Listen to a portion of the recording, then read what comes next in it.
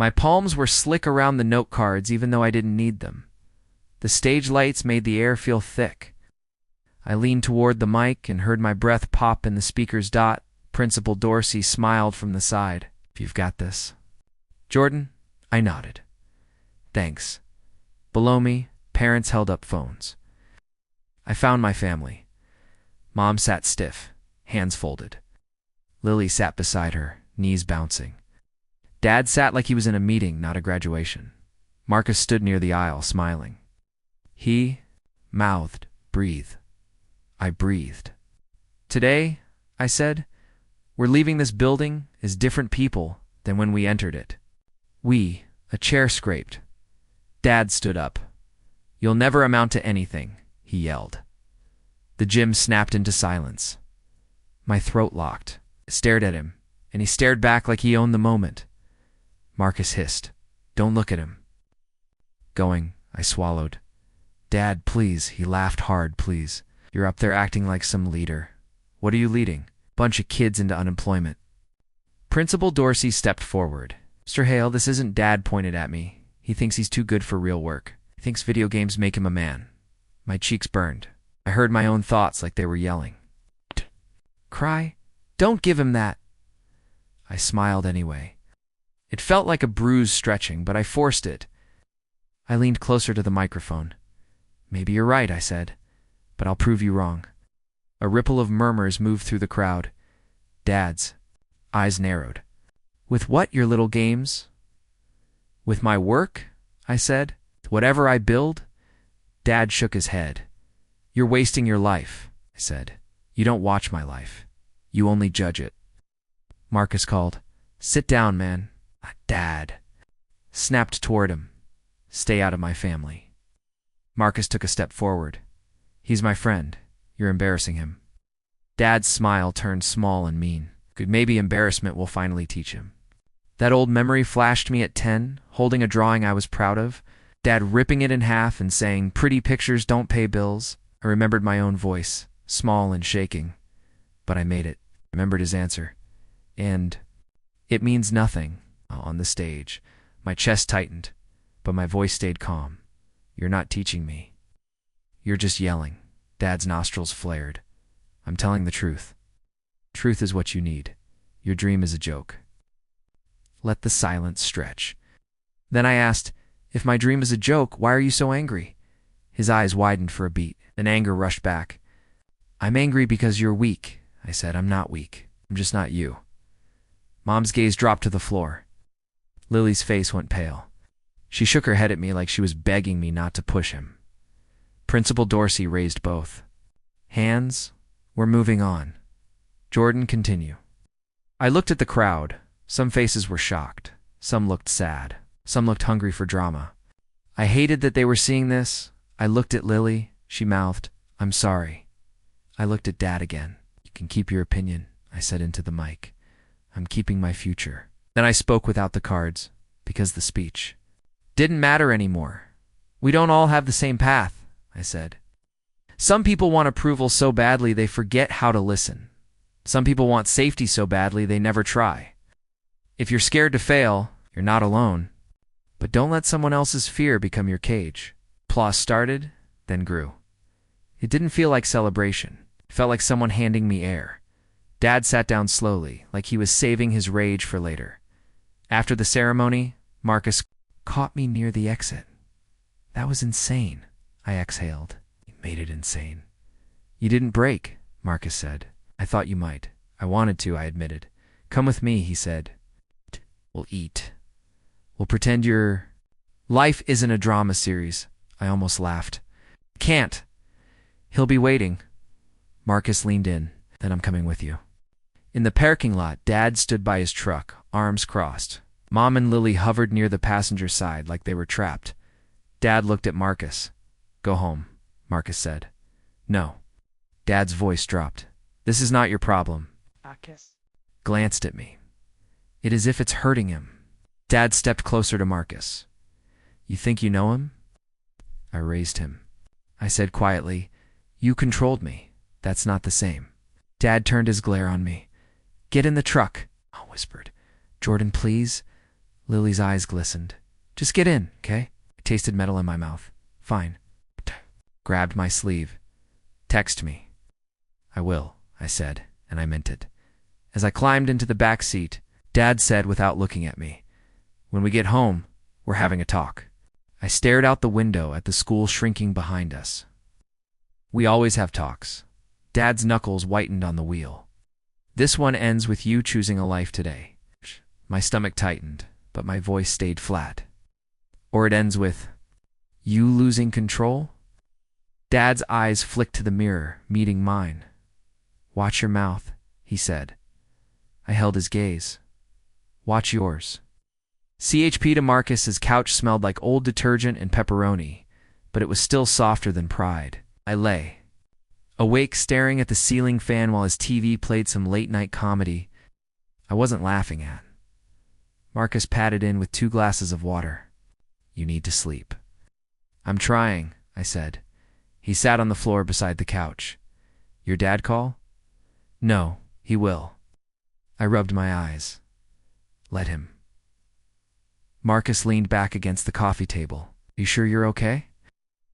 Once? No. He nodded like he expected that. Tomorrow, I can ask my manager if we need another delivery guy. It's not glamorous, but it's money. I'll take it. Good. He hesitated. You can stay here as long as you need. I don't want to be a burden. You're not. He pointed at my phone on the armrest. Stop checking it every 5 minutes. I looked away. I'm not. Liar, he said, but his voice stayed gentle. In the morning, I rode with him to the pizza place. The manager barely looked up. You got a license? A bike? I've got a bike, I said. Can you work nights? I can work whenever. He shrugged. Fill this out. By sunset, I was pedaling through traffic with a warm box strapped behind me.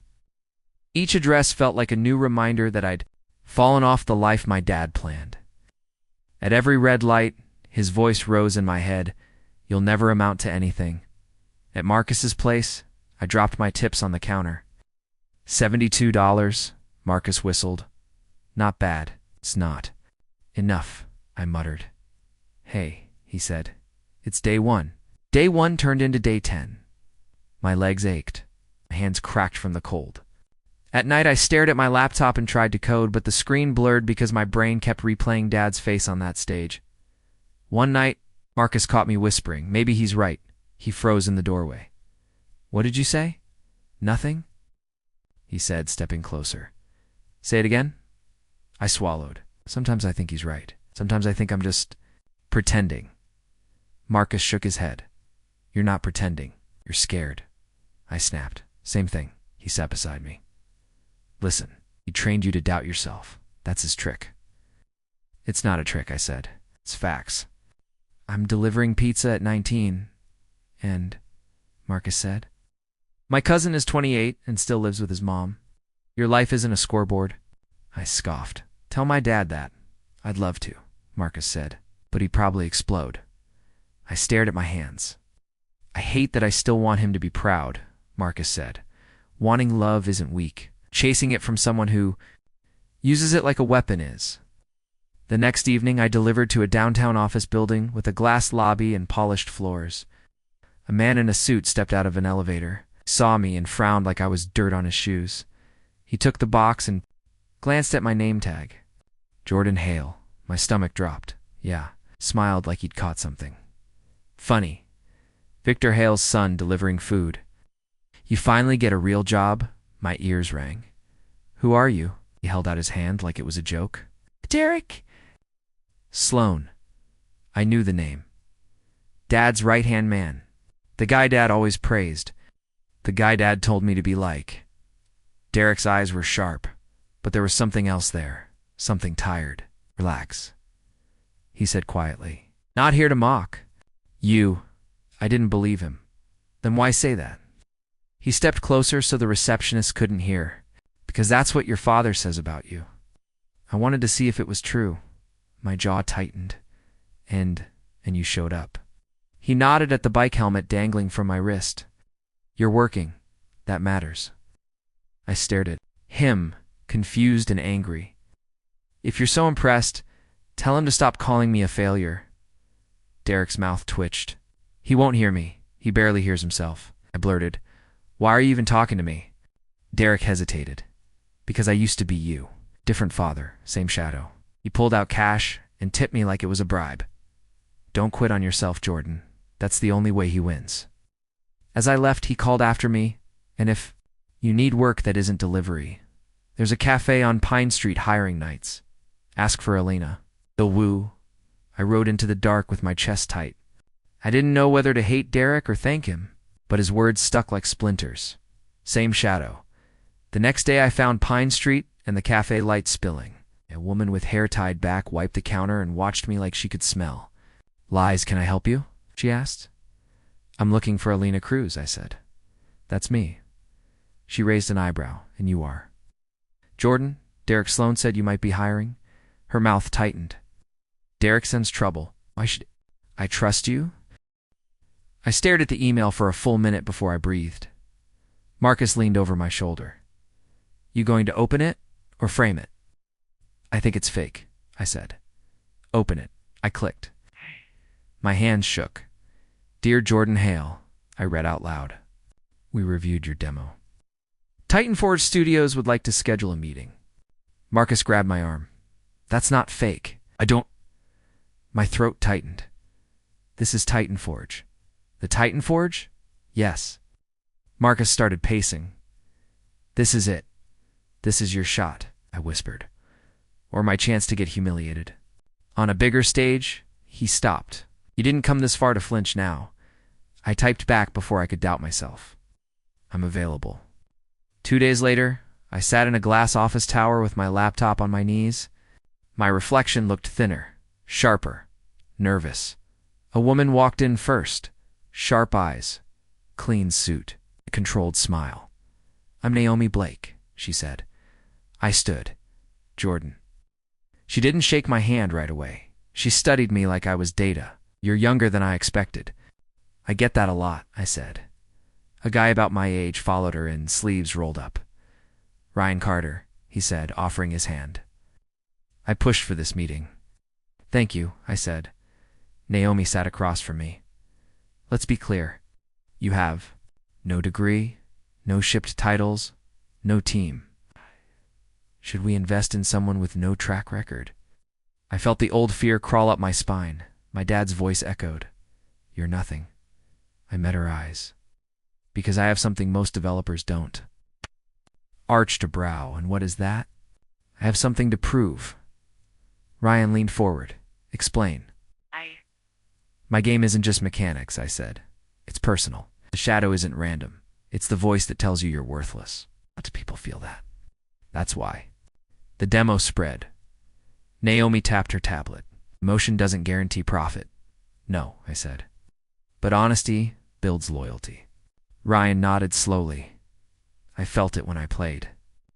Naomi looked at him, then back at me. What's your long-term plan? I finished the story, I said. No shortcuts. She held my gaze.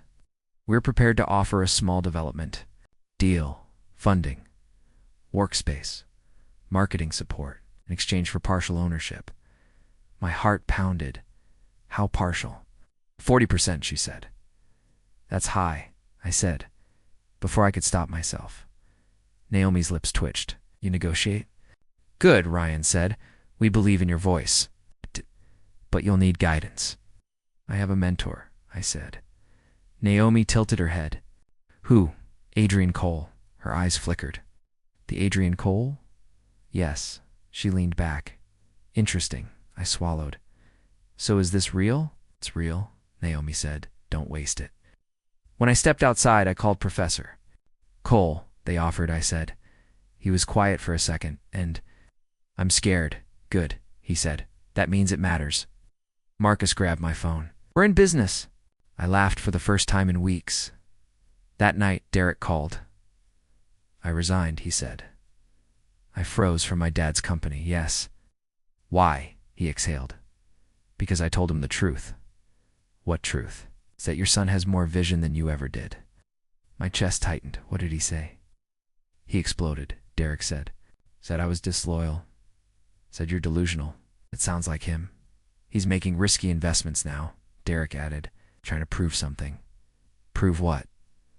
That he can still win. I ended the call feeling strange. For the first time, someone had defended me to him. A week later, a new number called. Jordan? Yes, this is Ethan. Your uncle? I sat up. I don't have an uncle. You do, he said softly. Your father doesn't talk about me. What do you want? To talk privately. We met at a quiet park. He looked like an older version of Dad, but tired instead of sharp. You've grown, said. I didn't know you existed, I replied. He nodded. Your father and I stopped speaking years ago. Why? Because he gave up his dream. Frowned. What dream? He wanted to be an architect, Uncle Ethan said. He designed buildings and notebooks. Grandpa told him it was foolish. Said real men run businesses. My stomach twisted. So he quit? Yes, Ethan said. And he never forgave himself. I stared at the ground. So instead he calls my dream foolish. Ethan looked at me carefully. Pain repeats when it isn't healed. I felt anger rise. That doesn't excuse him. No, Ethan agreed. How? But it explains him.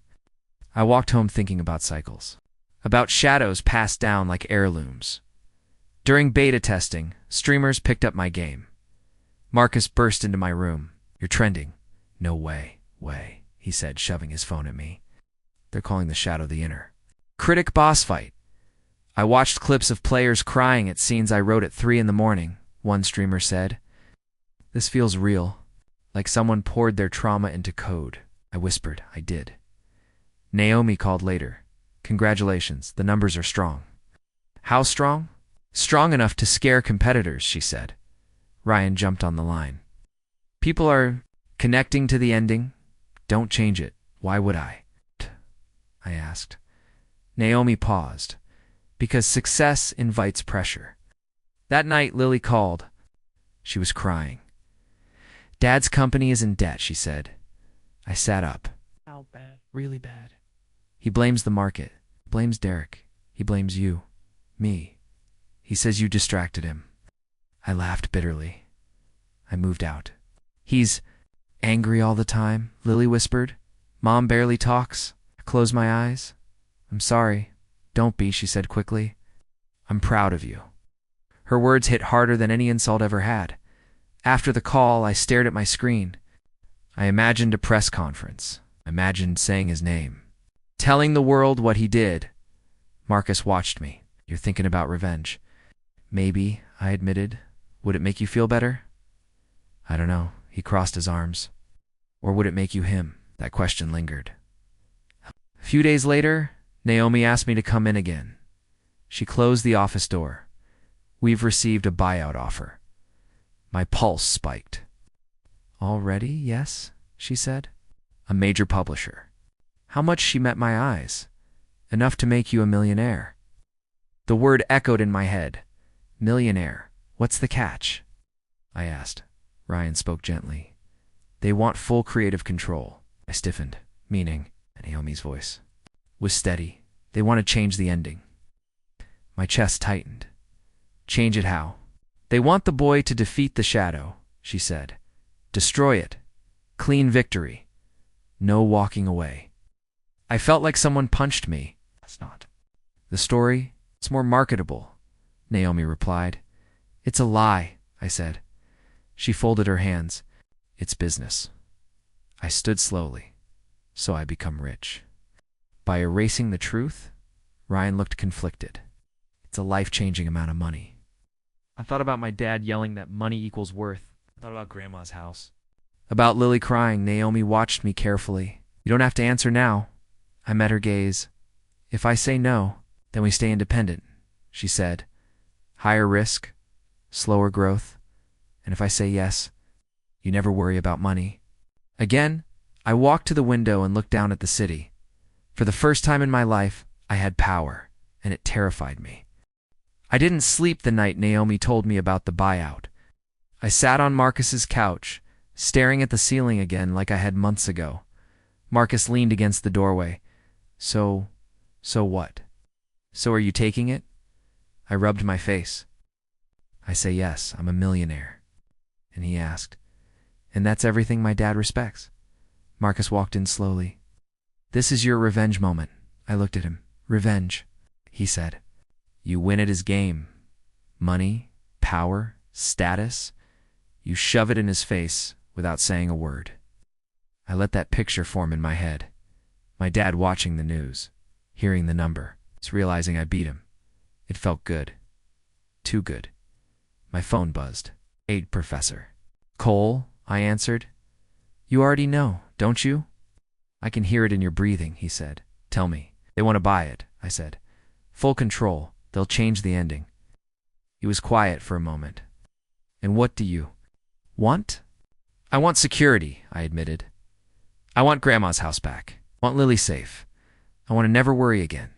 And the story? He asked. I swallowed. They want the boy to destroy the shadow. Professor Cole's voice stayed calm. Does he know? Then why would you lie? It's not lying. It's adjusting. It's lying, he said gently. I closed my eyes. Marcus thinks this is my revenge moment. And what do you think? He asked. I exhaled slowly. I think it might be my freedom moment. He hummed softly. Freedom from what? From needing him to lose. Silence stretched between us. Professor Cole finally said, Money can free you from hunger. It cannot free you from yourself. I stood up. If I say no, I risk everything. If you say yes, he replied, you risk becoming the shadow. It hit hard. The next morning, I walked into Naomi's office. She looked up. Decision? Yes, Ryan. Leaned forward, hopeful, and I'm keeping the ending, I said. Naomi's eyes sharpened. You're rejecting the buyout? Yes. She folded her hands. You understand the risk. I do. Ryan smiled slightly. Why? Because the boy doesn't defeat the shadow, I said. He walks past it. That's the point. Naomi studied me for a long second. Then she nodded once. Very well. Stay independent. I felt something settle inside me. Not excitement. Not fear. Peace. The launch day came fast. Marcus burst. Into my workspace. Servers are holding. Elena texted me a picture of the cafe with customers playing the game. Proud of you. Don't forget to eat. Professor Cole stood beside me, watching the live download numbers climb. Whatever happens, he said quietly, you stayed honest. I learned from you, I replied. He shook his head. You chose. By midnight, the game was trending worldwide. Marcus yelled, You're #1 in 3 countries. I laughed, but my chest felt tight. Ryan called. Dreamers are crying. On camera, they love the ending. Naomi's voice came next. No, critics are calling it brave, I whispered. They understood. Days later, I sat in a studio for a live interview. The host smiled at me. Your game is being called one of the most emotionally raw releases of the year. Where did the inspiration come from? I felt the lights on my face, millions watching. I paused. I could dodge the question. I didn't. My dad once told me I'd never amount to anything, I said calmly. The room went silent. He was wrong, I continued. But not because I'm successful. He was wrong because I never needed his approval to matter. The host blinked. That's powerful. It's true, I said. The clip spread online within hours. Marcus showed me his phone. It's everywhere. Lily Called that night, voice shaking. Dad saw it. I asked. He didn't yell, she said quietly. He just sat there. A week later, someone knocked on my studio door. I opened it. Dad stood there, for the first time in my life. I saw fear in his eyes. Can I come in? He asked. I stepped aside. Sure. He walked in slowly, looking around at the screens, the posters, the team working. You built all this? He asked. Yes. He cleared his throat. Your game. It's everywhere. I know. He nodded. Stiffly, my company is struggling. I waited. He looked at the floor. I made some bad investments. I said nothing. Finally, he met my eyes. I was trying to make you strong. I held his gaze. You made me strong. It's just not the way you planned. He flinched. I thought fear would push you, he continued. That's how my father treated me, I know, I said. Uncle Ethan told me Dad's jaw tightened. He had no right. He had every right, I replied. Because you repeated it. He sank into a chair without asking. I don't know how to fix this. Fix what? I asked. Everything, he whispered. The words sounded strange coming from him. You hurt me, I said. For years. No, you humiliated me, I know. You told me I was nothing. His voice cracked. And I know. Silence filled the room. He looked smaller than I remembered. I don't want your money, he said suddenly. I don't want to lose you. I felt my chest tighten. This is your last chance, I said quietly. He nodded quickly. I'll do anything. Therapy, I said. He blinked. What? Therapy, I repeated. And you listen, not command, not judge. Listen, he hesitated. Pride flickering, then he nodded. Okay, I pulled a chair across from him. Let's start over. But this time, you listen. He swallowed. Okay. It wasn't dramatic. It wasn't loud. It was just two men sitting across from each other. Over the next months, things changed slowly. Dad started therapy. Lily visited my studio often, laughing freely for the first time in years. Mom called me one evening. I'm proud of you, she said softly. I smiled. Thank you. I'm finding my voice, she added. I'm glad, I told her. Months later, I stood on another stage. An award rested in my hands. The crowd clapped. I remembered the graduation stage. I remembered the humiliation. I remembered. Smiling through pain now, I smiled because I was free. The host whispered, Any final words? Stepped toward the mic. I didn't need to become someone else to prove him wrong, I said. Just had to become myself. The applause rose, and this time I didn't feel small. I felt whole.